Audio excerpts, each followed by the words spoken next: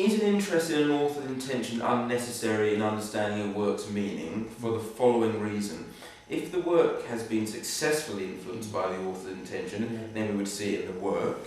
If the work has not been successfully influenced by the author's intention, then the intention has no bearing on the work. I love that one. That's straight out of Beardsley. Yes. Do you know that? That's exactly what Beardsley says. Intention is irrelevant. Either it failed, in which case it's not there in the work, or it succeeded, and you read the work anyway. Sure. But it's a fraud, that dilemma. When he says it fails, it's not there in the work, so you don't need it.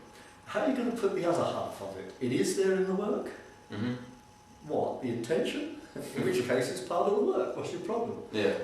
It's a fraud. It really. There was a very great Jesuit aesthetician, Cyril Barrett, and he and I used to laugh when we used to read this out. It was called Beardsley's Dilemma. We used to christen it Beardsley's Dilemma. Right. Either the intention succeeds, in which case you don't need to investigate it because it's nothing to do with work. It fails, it nothing to do with it. Or it succeeds and the work's there, and you just read it. But what succeeds? Succeeds in making his intention clear. And Beardsley couldn't say that because he thought the intention never became public. Right. But if you're a good Wittgensteinian like me, intentions become public. Sure. Including animal intentions, by the way. I started stalking pigeons. And when I watch pigeons, you can see them thinking, now I'll go this way. Yes. I can see that, not really. Sure. Like their intentions in public. I do believe, by the way, that other people are never completely transparent to us. Never completely. Sure. But I now think, I've been writing about that the last 2 days, I now think that's just another way of saying another person is not me. Right. Fair enough. I don't know whether that's right or not. Sure. Is an author omnisciently aware of his intentions and what the work should mean? As Beardsley said, perhaps, his unconscious guides his pen more than his conscious can admit. I'll come to Beardsley in a moment, but the answer to the first question is clearly yes. The author is not the ultimate authority on what the work means. Right?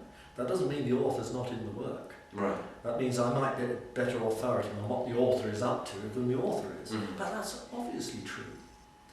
And one of the things Derrida has taught us, by the way, is looking for the little bits around the margin. I always remember this colleague of mine in the early days of feminism who said, I don't know what all this fuss is about feminism.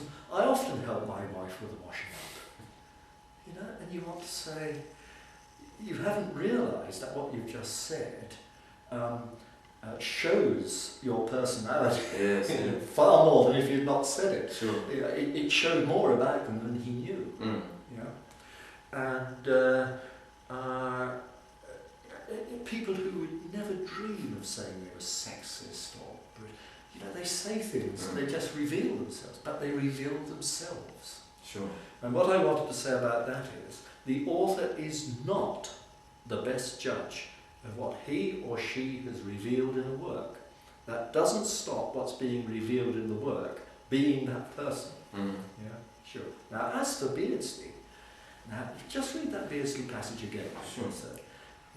His unconscious guides his pen more than his conscious can admit. But why isn't that just to say, as I remark in the book, right, that the intention is there in the work, but the author doesn't know what it is? Right.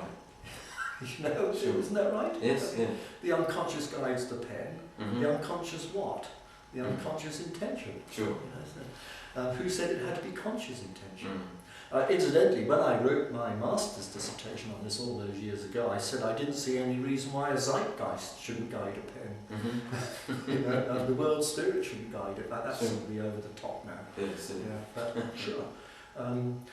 You're going to ask another. Go on. Is it not possible for a work to survive beyond its author? That's the next question. And over time change its meaning again and again? Here's good fun. Which cases have you got in mind? Do you remember there was the mad cow disease scare? Yes. I went to see I went to see Twelfth Night. Andrew Aguecheek is Twelfth Night, I'm sure it is.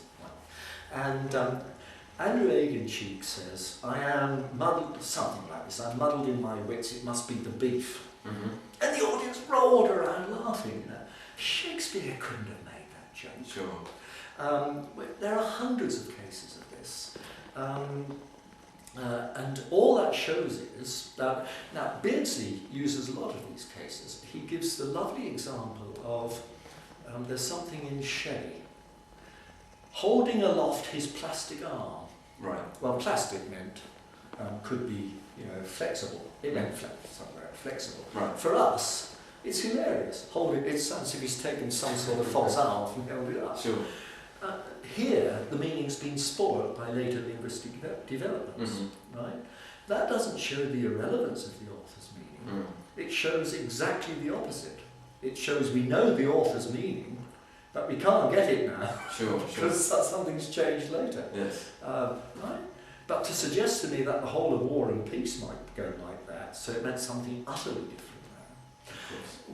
Two other things I always say about this. Do remember that a work of art can be lost to us completely, Right. because the meaning changes, our culture changes. Mm-hmm. I doubt now that apart from great scholars, anybody can really read Gamma Gurton's Needle or Pierce the Ploughman. I even sometimes think Oedipus, because it's changed so much that that meaning is lost. Right. But that's not that the meaning's changed, it's been lost, and we have to make the best we can of it. But works do take on layers of significance as they go on. And there is a Peter Grimes at English National Opera, which started this week, which was a slightly different twist on the whole thing. I suspect what that person does is find another way of getting the essential meaning through. Right. Yeah. But the real question which worries me is whether human nature changes. Right. Because if that happens, then works become much more malleable, because some will be lost altogether and some will take new meanings for us. Interesting case is some get lost and some reappear. Greek tragedy, there's something very odd happened with Victorians, because they believed in free will, Well, of course, Oedipus is not about free will. Right. The poor bloke didn't do anything wrong. Sure. They had this theory of the tragic flaw. You do something, the Victorians, you do something bad and the heavens fall on you. Right. A fellow did something naughty. The Greeks didn't really feel like that. The Greeks talked about through no act of your own, becoming polluted, like catching a disease. Yes.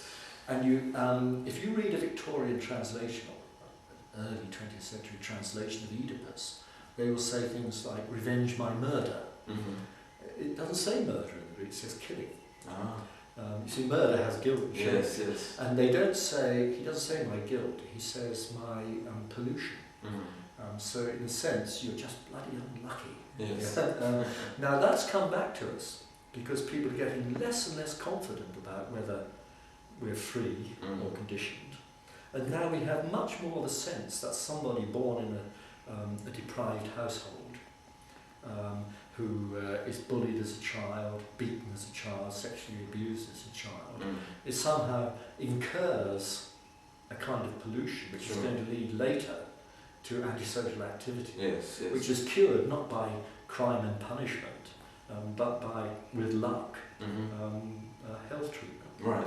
Now sometimes our work can just vanish because the culture just changes. And of course some work come from a completely different culture. Not sure I can make an Aboriginal culture. Yes.